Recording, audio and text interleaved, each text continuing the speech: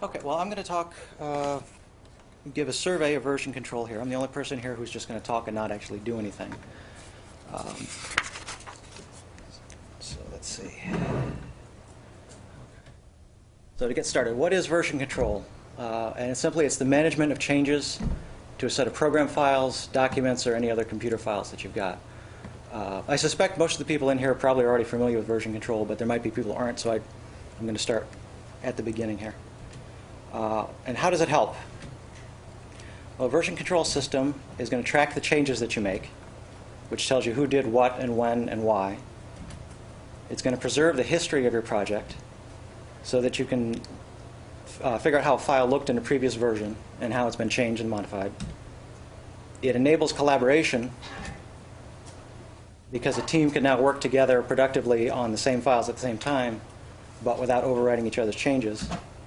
And it enables experimentation. It lets you try something out, and if it works, you can keep it. If it doesn't work, you can just throw it away. So how do you know if you need it?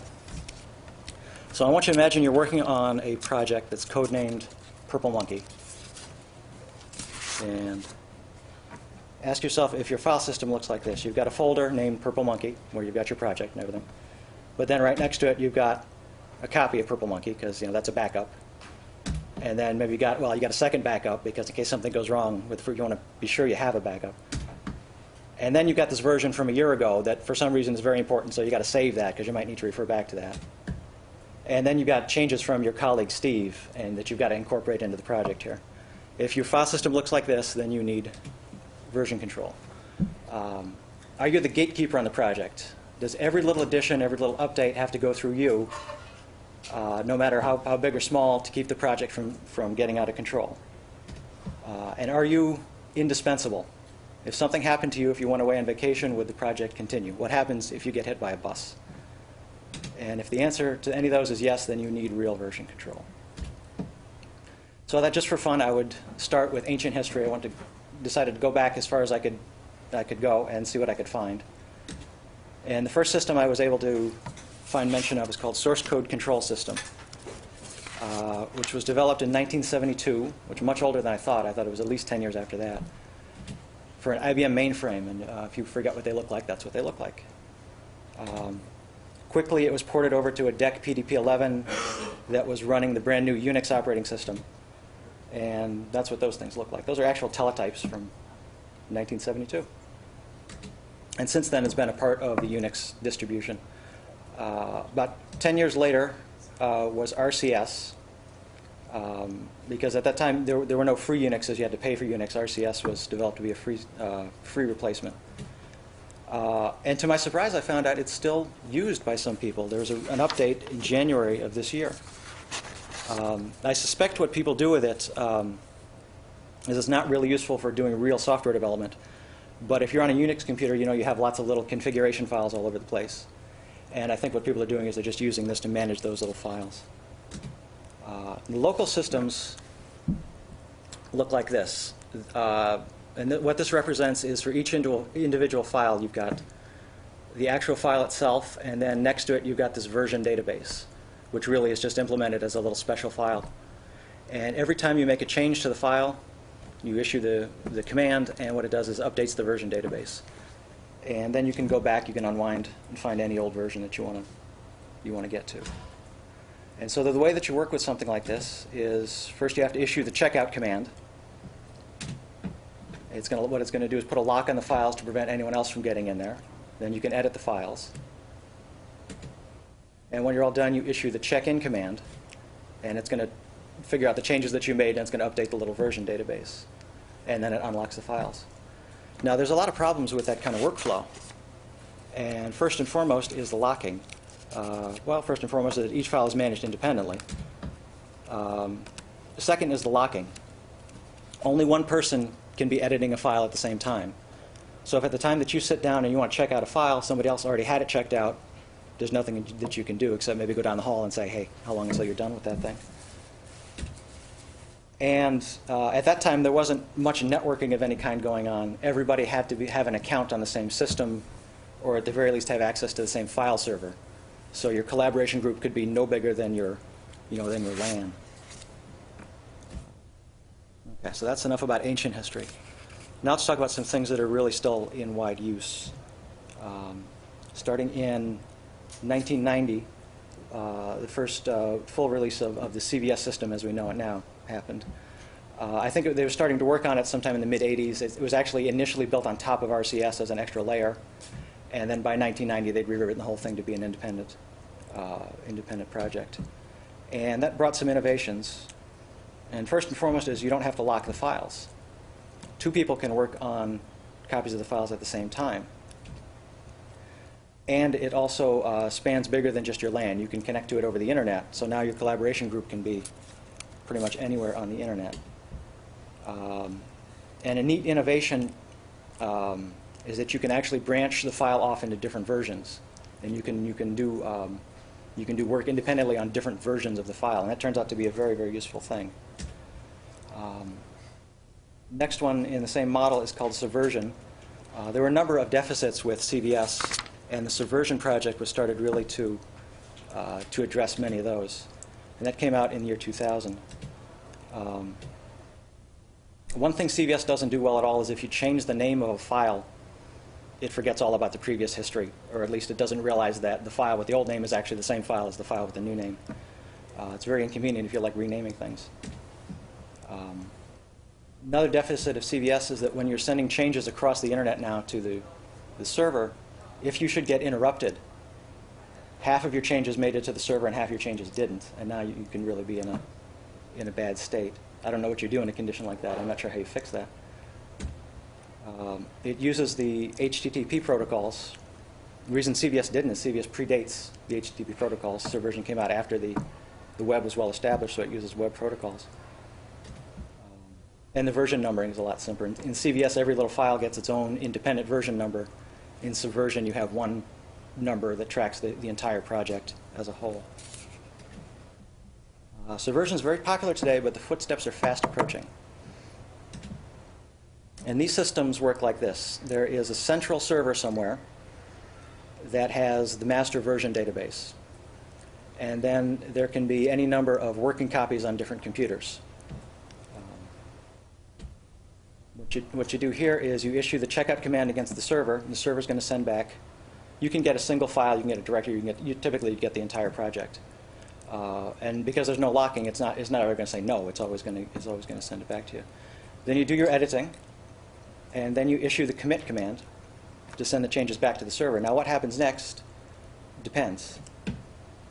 Because if there's nobody else making changes in the repository, it just checks it right in, and you've committed the next version of the project. But if somebody was modifying one of the same files that you were, now you've got to figure out how to reconcile that. And typically that requires human attention.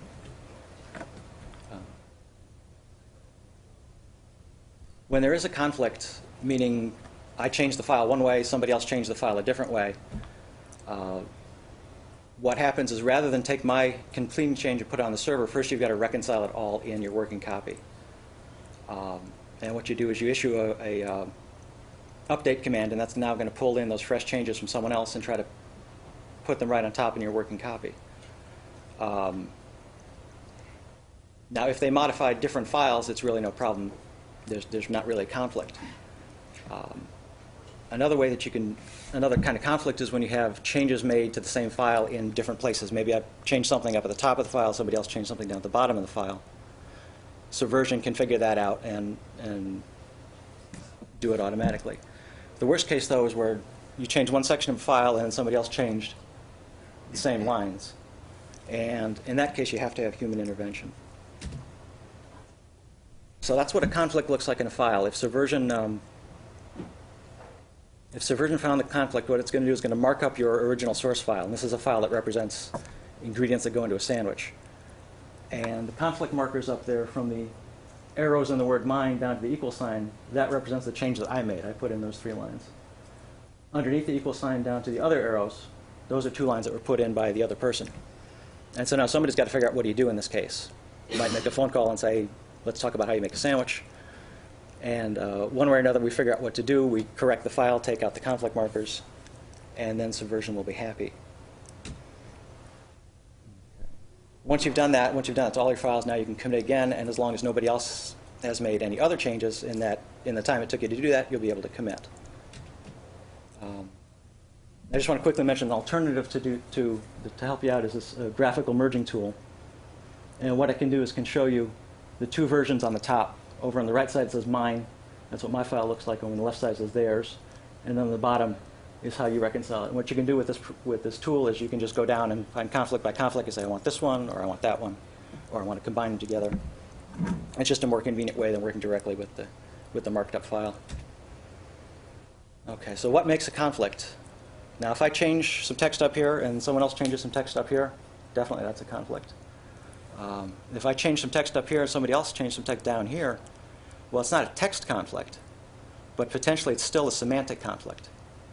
You can imagine if, let's say, it was a web page, and up at the top I announced our company picnic is going to be on Saturday at 2 o'clock, and somebody else edited the same file and said the company picnic is now going to be on Sunday at 1 o'clock.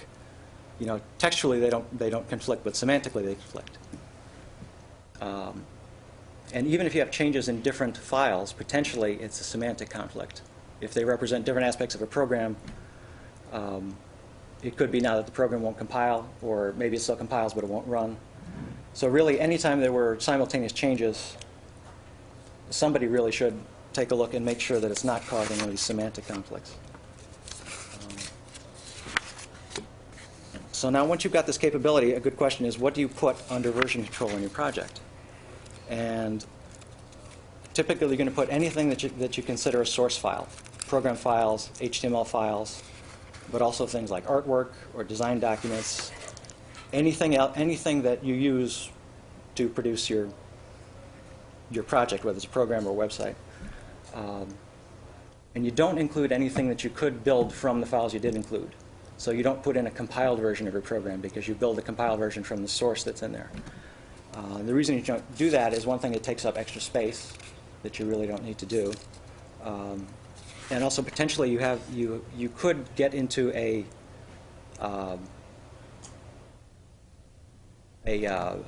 version issue where the binary that's in there doesn't really correspond to the source file, and that could produce some hard to figure out problems for a while. So what does a repository really look like?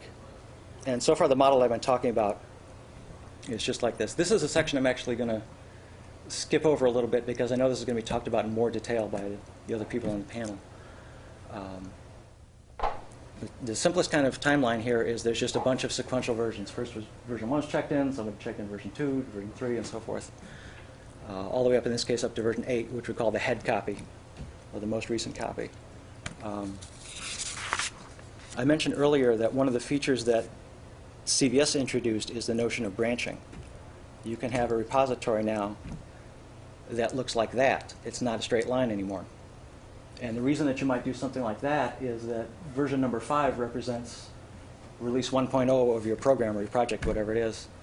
And you think you might want to get back to that later, and more importantly, you think you might want to make changes to that later. If you release, version 1.0 of something, you're expecting to get bug reports and have to do fixes and updates. And having a branched copy like that lets you do work against that release 1.0 so that you can release 1.1, while at the same time other people could be working against the head copy and continuing on making version 2.0 of the project. So I'm going to skip past a couple slides here that have more to do with branching. They're neat graphics. There is a dirty little secret about Subversion when you're doing that kind of branching, and then the converse operation is called merging, when you have changes in one branch that you'd like to port over to another branch. Like you fixed a bug in release 1.0 and you realize, oh, that bug is actually still in our main line. We need to patch it up over there, so you do a merge and merge the change in. And the biggest deficit of Subversion is that merging is flawed. It doesn't always work. Sometimes it works, but not always. And in that case, it's really frustrating. You've made what should be a simple change. You'd like to port that simple change from one branch to another, and the tool is just going to fight with you. And it turns out you didn't do anything wrong. It's just that there's basically a fundamental deficit in the way Subversion does merging. And this is going to make you frustrated and angry and sad. But most of all, it's going to make you reluctant to make a branch. And that's really unfortunate because branching and merging is a really, really useful thing. And if only this tool could do it a little better, everyone would be a lot happier.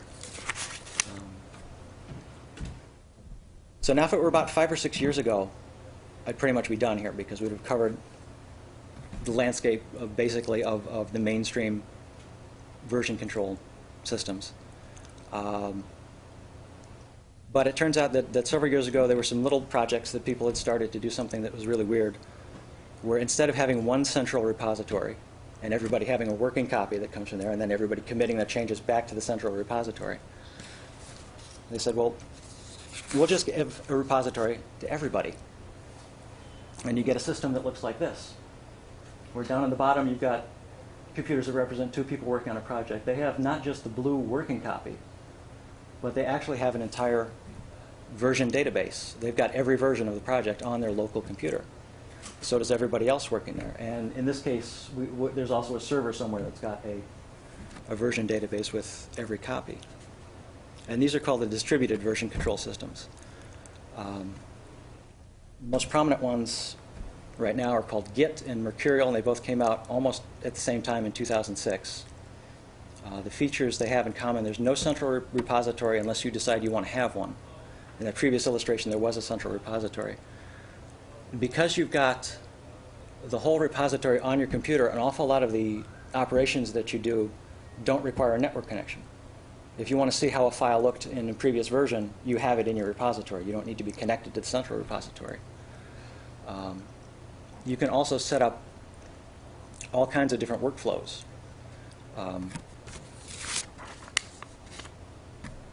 You can, because in addition to just pulling changes from a central repository and pushing them back, you can actually push changes directly over to a colleague in the next office. You could pull changes from a different colleague into your repository. You can push and pull between those repositories any way that you want to. And the biggest benefit is that merging now works. The reason it works is because it doesn't have any choice but to work. In a system like this, you're merging all the darn time. And so if merging didn't work, the whole thing would fall apart. And there's an interesting story about how distributed version control got so big so fast. Gigantic software project is the Linux kernel, the heart of the Linux operating system, managed by Linus Torvalds and then a bunch of his colleagues. And they were using a commercial distributed version control system called BitKeeper. And a lot of people thought, well, that's strange that this premier open source project is using this commercial tool. Why are you doing that? And Linus just thought it was the best tool available. It matched his workflow, so he wanted to use it. And the BitKeeper people were nice. They gave free licenses to Linus and to most of the kernel team. And they went, I don't know how long, they used that a few years at least, and everything was great. Well, some of the kernel people, not everybody had this tool. Not everybody wanted to go buy a copy in order to contribute to Linux. And so some of the kernel people were making these interoperability programs where maybe somebody who was using Subversion could go through a gateway and connect to the BitKeeper repository and do things like that. And the BitKeeper guy didn't like that. He felt that his intellectual property was getting misappropriated here. So he pulled all the licenses away. Says, you can't use that anymore. Not only did he take away the free licenses, he even refused to sell a license to Linus, at least. And I'm sure at the time he thought that was problem solved. Well, they didn't get even, they got busy, and they started building their own distributed version control systems. There's actually 2 prominent projects, Git and Mercurial, that were inspired by this thing. They were announced within a few weeks of each other in April of 2005, and by early 2006 they were both in use. And so thanks, BitKeeper, because now everybody has access to these 2 really, really neat systems. And so in a distributed version control system, one of the primary operations is cloning another repository. You go find a repository somewhere you like, you issue a clone, you get an entire clone of the full repository. You start working, edit files, you can always commit to your own repository, which is a big benefit because if you've got work that's kind of half finished, not ready for everyone to see, you can still commit it to your own repository. You aren't spreading it out to everyone else on the team. And then you can pull changes in from other repositories. I can push changes out to other repositories. You can use any kind of workflow you want. So if if you've got an interesting feature, I can pull it in from your repository, combine it with mine. I can go pull some other feature, combine it all in. When I'm all done, I can go push it up. And so this is how they do the Linux kernel development. I'm going to skip over this branching and kit because I think it's going to be addressed more thoroughly later. Okay. With a distributed system, you can have any kind of workflow that you want to have. This is a centralized workflow that looks a lot like what Subversion looked like. There's a shared repository. All the developers pull from that into their own repository. They work, they commit, and eventually they push right back to the same repository. But you don't have to do it that way. You can also have a model like this, where the dark green nodes on the bottom represent individual developers with repositories on their own computers. And the light green nodes at the top are repositories that exist on some server somewhere that they each can push to. Each developer's got a corresponding repository on the server. So you work locally, commit to your local repository. When you've got something in good shape, you can push it up to your corresponding, they're calling it the public repository. And what you would do in this case is then you would send a note somehow to the person in that lower left node, the integration manager. And that's somebody whose job is simply to get all these changes from all these other people, pull them into the red repository there, get them all working together, fix any bugs that arise, notify the original developers that something needs changing. And then when it's all in good shape, that person pushes up to what's here called the blessed repository, which is only going to contain code that's known to be in a real good, stable state. And then you'll notice the light arrows there, the developers only pull out of the blessed repository. So here's a case where you push into one repository and you always pull out of a different one. And that kind of workflow just ensures that what's in the blue repository is always in a real good, stable running state. An alternative to that, this is what they actually do on the Linux system. Every developer has their own repository, and what they do is they push up. There's a hierarchy of lieutenants until eventually you get to the top dictator. In the case of Linux, of course, that's Linus Torvalds. So the first lieutenant might be, for instance, in charge of the networking system. The second lieutenant might be in charge of the file system, some other aspect. The developers go up to the lieutenants. The lieutenants merge all this different code together. When they know it's nice and solid, they can push it up further to the dictator, who's at the very top. The dictator's doing the same thing with the networking section and the file system section and this section and that section. When it's all good, it gets pushed over to the blessed repository, and then that's where all the developers can pull out of. So the real advantage to that is that blue blessed repository should always have very high quality code in it. And distributed version control is becoming extremely popular. All kinds of open source projects are switching over to it. So I just did a quick sample of common projects. There's literally thousands and thousands that are out there using distributed version control. Actually, probably many more than thousands. And finally, I just want to talk about the code hosting sites like these mentioned here. What these let you do is join or start your own open source project. And all of these here support the distributed version controls. GitHub, of course, hosts Git sites. Up in the upper right, that's a bucket full of Mercury. So the site is called Bitbucket, and that's a hosting site for Mercurial projects. The other two, Google Code and SourceForge, actually will do either Git or Mercurial or even Subversion. So what you can do is you can go browse through the sites, find a project that you like. Especially if you're using one of the distributed systems, it becomes very nice because you can pull down the entire repository, you do your work. When you think you've got a bug fix or you think you've got a new feature, you can push it back up to your own private repository. It resembles that other model where each developer has a public repository. And then you send a note over to the main project maintainer saying, hey, I've got this bug fix or I've got this new feature. I'd like you to take a look at it and pull it into the project. And then the website gives them some nice tools so they can do that. They can look at it and say, oh, I like that, and I'll put it in the main project. Or they can say, no, I don't like that, and I'm not going to pull it in. So it's really an excellent way to get started with version control, especially distributed version control. If it doesn't really make sense to you what that distributed model is all about, take a look at GitHub and take a look at Bitbucket and experiment, and it'll start to make a lot of sense. It didn't make a lot of sense to me at first until I did that. I wondered, well, okay, I can see the benefit of not pushing dirty code into a central repository, but you can handle that with branching, but not really, because branching doesn't necessarily work that well, so it's inconvenient to do. But once you start using the GitHub or Bitbucket, which is essentially the same thing, a lot of things become much clearer. And I think with that, that's the end of my talk.